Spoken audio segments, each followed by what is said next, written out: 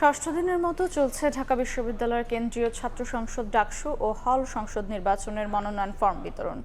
ঢাকা বিশ্ববিদ্যালয়ের নওয়াব আলী চৌধুরী সিনেট ভবনে স্থাপিত চিফ রিটার্নিং অফিসারের কার্যালয়ের তথ্যমতে এ পর্যন্ত ডাকসুতে প্রতিদ্বন্দ্বিতার জন্য মনোনয়ন ফরম সংগ্রহ করেছেন ৬০ জনের বেশি।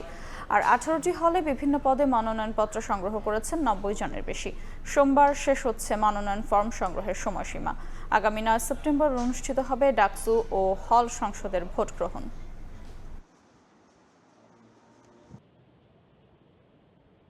আমাদের যে ঢাকা বিশ্ববিদ্যালয়ের প্রশাসন তথা রেজিস্ট্রার বিল্ডিং থেকে শুরু করে আমাদের হলের যে প্রশাসন, এই প্রশাসনে কিছু গাফিলতি আছে। প্রফেশনাল বিহেভিয়ারের কিছু কোর্স হচ্ছে তাদেরকে বাধ্যতামূলকভাবে করার করবো আর কি। অনেক বড় একটা সংখ্যা হচ্ছে সিট পায় না এখনো, তো তাদেরকে হচ্ছে অ্যালটমেন্টটা কমিয়ে যেন শতভাগ সিট যেন নিশ্চিত করা যায়, সেই ব্যাপারটা নিয়ে আমার কাজ করার একটা প্ল্যান রয়েছে।